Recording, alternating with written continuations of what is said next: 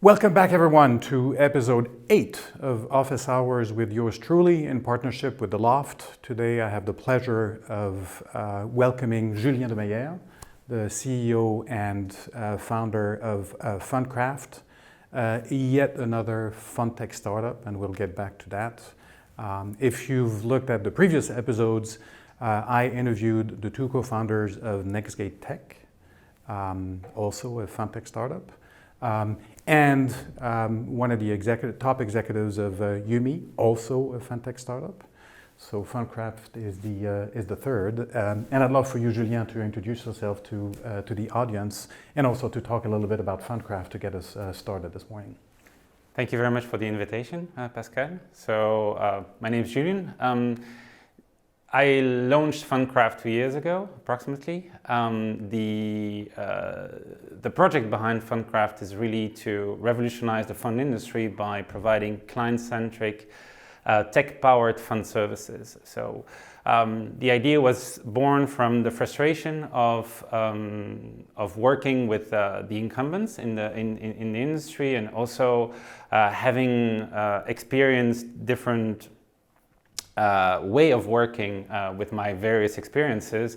I really had the strong belief that there was a way to change this through technology and to really bring the industry into a different way of working, right? And the idea at the moment is really to build the infrastructure, the basic tech infrastructure that will then support all the different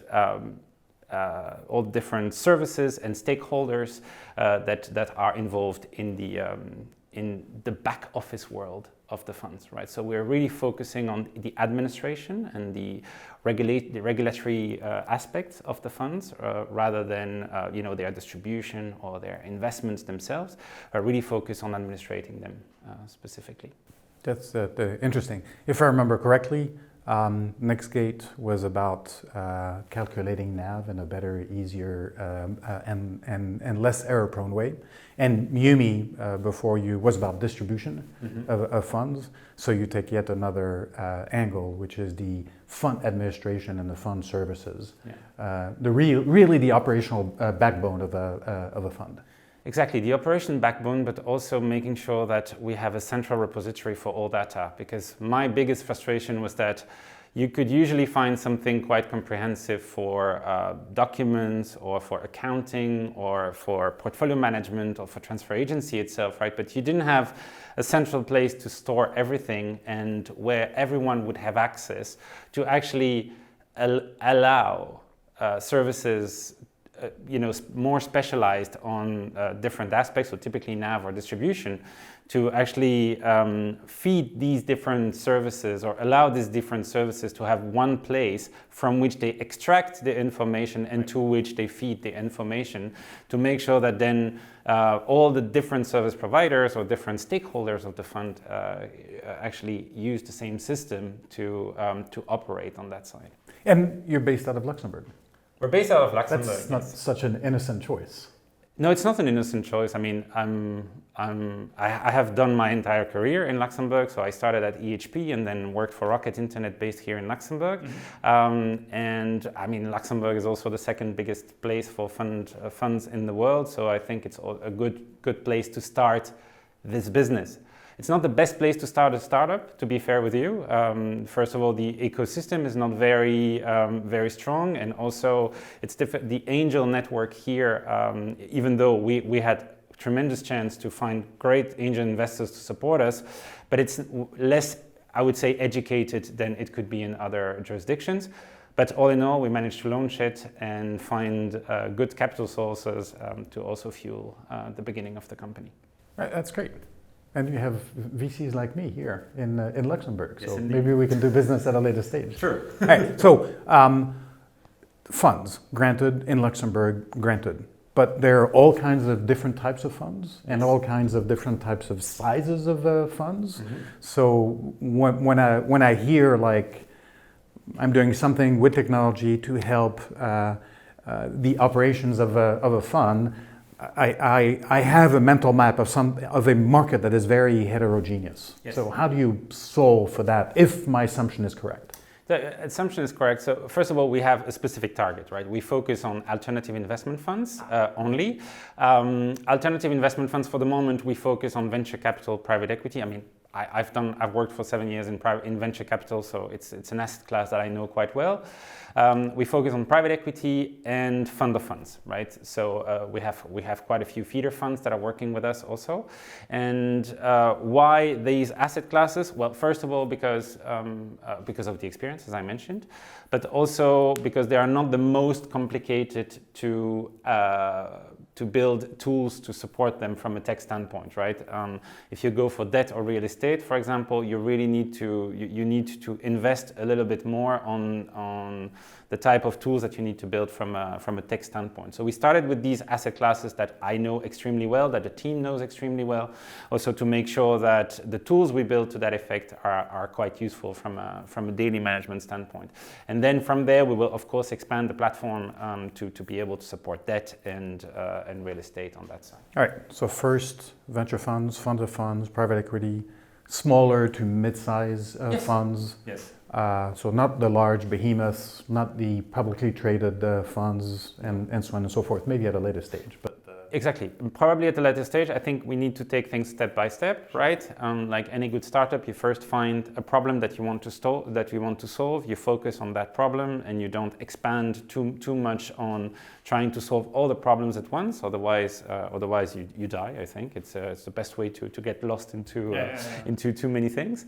But also, I think it's an asset class that it is not underserved, but that is not that loved by the incumbents either, right? So a lot of the existing actors in the industry will not necessarily focus on the small to mid-sized funds, right? Unless they fit certain criteria, right? They will look at a low number of investments, low number of investors, right? To make sure that the prices don't explode in this respect. Because the pricing model of incumbents is really much more focused on having a list of separate services. They will charge by number of investors, number of investments, number of board meetings, number of capital calls, etc., while we are trying to have a different approach on this and apply a fixed basis points charge for the fund based on the deployed capital of the fund. So what, I'm curious, what are the main challenges that you face with Fundcraft?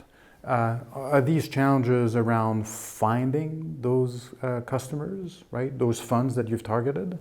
Are they around abstracting with technology their processes? Or are they around interfacing with regulation and compliance? Or is it a mix? Or maybe there's like one or two other challenges that I don't know of that you're faced with on a daily basis. Actually, the three challenges you're mentioning are the ones that I was the most afraid of at the beginning. Yeah. And so this is what we have put a lot of efforts into in the beginning of the company, right? So first challenge was extracting information from people who know about the industry and translating this into processes on the platform and feature requirements, etc. And so we now have a very strong product function in the company that is led by Olga Porro, our CPO, and she's working in very tight collaboration with our CTO, Victor Martin, and actually with myself and now also more people from the operation team to make sure that we extract the necessary knowledge and necessary processes, definition, etc., to make sure that these are properly transmitted then to the tech and the engineering teams to make sure that this is properly developed on that side. And this is something we invested a lot of time and a lot of money at the beginning to make sure that this works fine. And I'm actually quite happy to say that today this is a process that works very well. The biggest challenge is actually changing mindsets. So of the funds themselves, of the regulator looking at the funds and looking at you, of whom, or of everyone in the in that value proposition. So actually, we are. It's a business where you need experience, right? Because not anyone can be dropped into the industry without knowing at least a little bit about how a fund works, right? So we need to find people who have experience with the funds and also, but who are willing to change the way they have been operating for years to make sure that they start using a new platform and a new way of operating this business, right? And the challenge is actually quite significant on that side, right? To take users out of Excel, out of a very free way of filing and naming documents, of operating things in their own fashion, right? To actually streamline and standardize the way it is operating on the platform. It's the clients actually, when we show, and it's interesting, right? Because when we talk to them, we say, oh, we have a tech solution, etc. I mean, they're not saying it this way, right? But they would say, blah, blah, blah, right? Okay, show me the money, right? This is the first thing they want to see. And then we do a demo with them. And usually there you have the eyes pop, jaws drop, right? And they are instantly convinced by the platform. So taking the client on the platform is not the most complicated thing. And it's something that really helps us convert client from a sales standpoint, right? But then making sure that our operations actually use the platform, exploit the platform to the best of its possibilities, and also to make sure that they spontaneously feed back the information to the product team to make sure that if there is a little bump somewhere that it's this is today the challenge, but it's also normal, right? First year we focused on building the first version of the platform, etc. So all our product and all our attention was focused on product and tech, right? And now that for a year we have been operating now since January, right? And now we have to, these new challenges are there and are, you know, the more you grow, the more you get into a market, the more people learn about it, and then the challenges start to become more concrete. So I think that I'm a potential client with my fund. So I think that I need to have my eyes open with the latest demo that you can provide me with anytime. In a short period of time. All right, well, that's good. So anyone who has a fund out there, fund, small, medium-sized venture or private equity, you have to hit Julien up and learn about Fundcraft and get a demo, for sure. All right, I want to, for the time that is remaining on this video cast, I want to discuss the Fintech industry, right? Within the context of Luxembourg. You noted earlier in our conversation that Luxembourg is one of the largest ecosystems in the world for funds in general, and that's like a lot of different types of funds, but you know, be that as it may, of funds, right? I know of like 3, 4, 5 startups that cater from a technology standpoint to the funds industry, right, in different ways. Why aren't there 15, 20, 25 startups in such an ecosystem where you basically have pretty much all of the clients that you would want? What makes it so that there are so few startups like you in Luxembourg?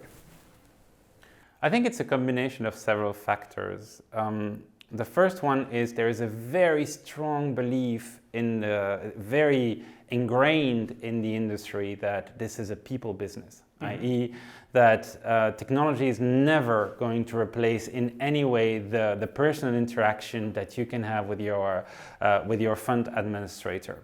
I think this is a misunderstanding of what technology is in this and what digitalization in general means, right? Because the general understanding, and it's interesting, I was invited at an EY panel a few weeks ago where we discussed the state of digitalization in the industry, and all the incumbents that were invited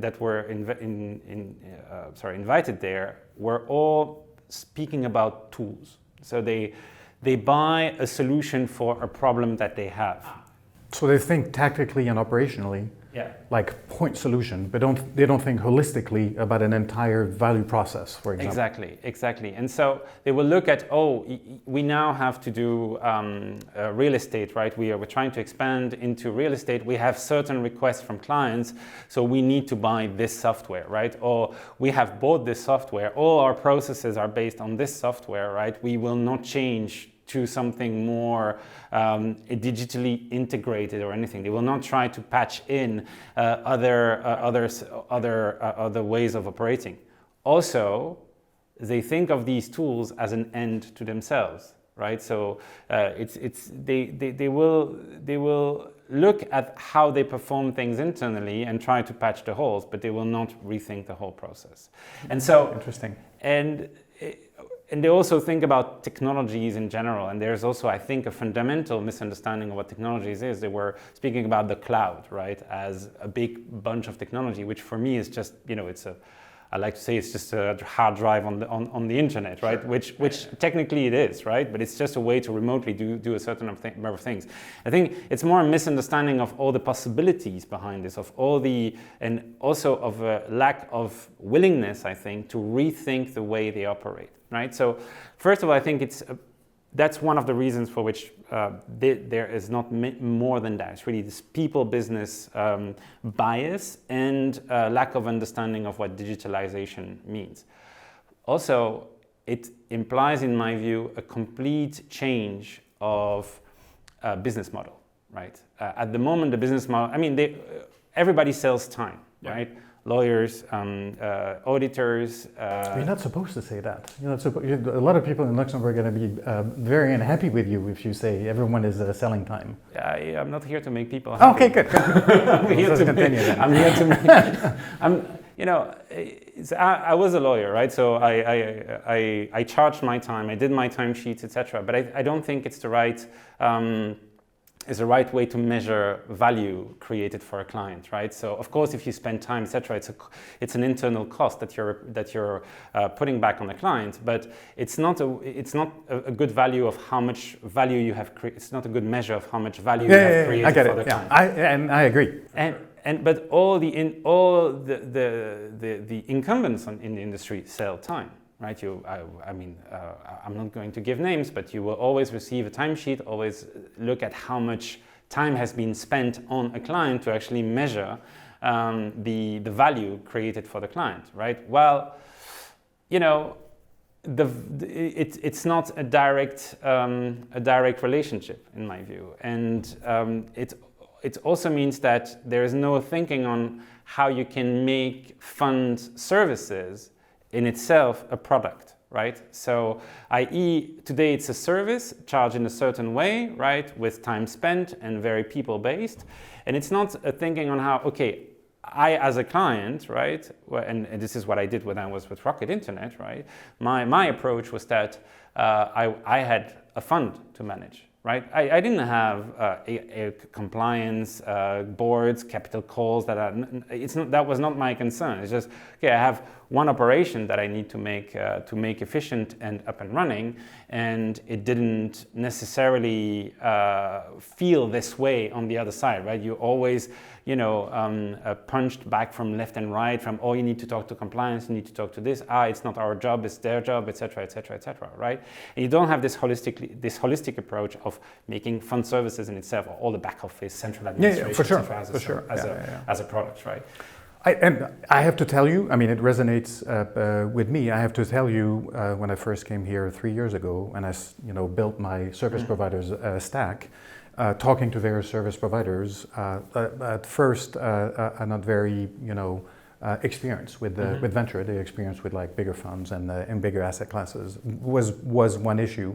And then the second was, I look at proposals, and they're very different from one another, and they're not geared to me understanding what I'm getting, and they're very either time-based or like specific arcane transaction based, which probably, now that I think about it, makes me translate what I see in terms of proposals or invoices into, what are they using in terms of tools, indeed? Yeah. And in terms of people, because that's probably is translated in the proposal or in the invoice that I get. So you're changing mindsets. That's like not fairly easy, specifically for like an entire ecosystem as a Luxembourg. Changing business models for a lot of people. That's also not that easy. Is there any particular constituency that one should like work with to make this happen? Is it the regulator? Is it law firms that do like fund incorporation? Is it, what is there like a secret sauce other than just like I'm an entrepreneur, I'm gonna revolutionize one part or a big part of the business? Is there a leverage or an accelerator to make 15 other Fundcrafts? I don't know. I woke up one day and thought that was a good idea. So we need 15 other Juliens, is what you're telling us. No, I mean, I don't know. The regulator was not a problem in itself, right? I mean, the CSSF, I mean, we had all these IT requirements that we had to fill with an understanding on what the cloud circulars, etc., that we had to comply with, but it was actually quite clear. We found good consultants to support us to make this happen internally, etc., etc., right? So it's not really, that was not really the problem, to be fair with you. I think it's, for me, the secrets, I don't know what the secret sauce is. I'm just going through it at the moment. Lawyers are usually quite open to innovation. Auditors individually are also quite open to innovation, etc. I think it's more on looking at the incumbents in the industry. I think, and this is where I see the biggest challenge. First of all, they all grew by external acquisitions, right? And so each time they acquired a competitor of themselves, they just multiplied the number of databases that they had, which for some of them ends up with hundreds of databases, which means that if you want to ever combine these, it's probably going to become a very complex problem from an IT standpoint. That's one. Two, most of them are held by PE houses, so their cash flow is heavily leveraged, and they're probably not necessarily willing to change a business model that has been yielding so much money for so long, right? And also, they have very heavy cash constraints on that side, so it's unlikely for them to spend the millions that they would have to spend to actually make this happen. And I believe, right, and this is my strong assumption, that it's only going to start changing once there is a push, right? Once there is maybe Fundcraft, right, growing and starting eating the market and eating away a significant portion of their margins. Yeah, and you mentioned data, and I think that we're on top of that out of time, but you mentioned data, and I think to me that's very important, but as a potential client, right, as a small fund, my main issue is with those service providers that I interact with to get data in a simple manner, to digest data in a simple manner, and to analyze data in a simple manner. That seems to be very difficult because there is a plethora of technology solutions and databases and service providers that don't interact with all of these. So any type of solution from Fundcraft or another that makes that journey of like a data point or a data set simpler will probably win in the future. Yeah, I mean, our data strategy is really at the core of what we do, on how we import data, how we export the data, and the flexibility around this, but which is also made extremely simple by having a real central database that combines transfer agency, portfolio management, accounting, and corporate secretary data all in the same place and all usable for any form of report that you want from a central place. Well, thank you very much for spending time with us today and for enlightening us on Fundcraft, on Fintech in Luxembourg, and the various things that need to happen in order to grow that part of the startup ecosystem. And any of you with a VC fund, a small PE fund, a fund of fund, you should talk to Julien and ask for a demo for sure. Again, thank you. Thanks to you, Pascal. Very good. Bye for now. Bye.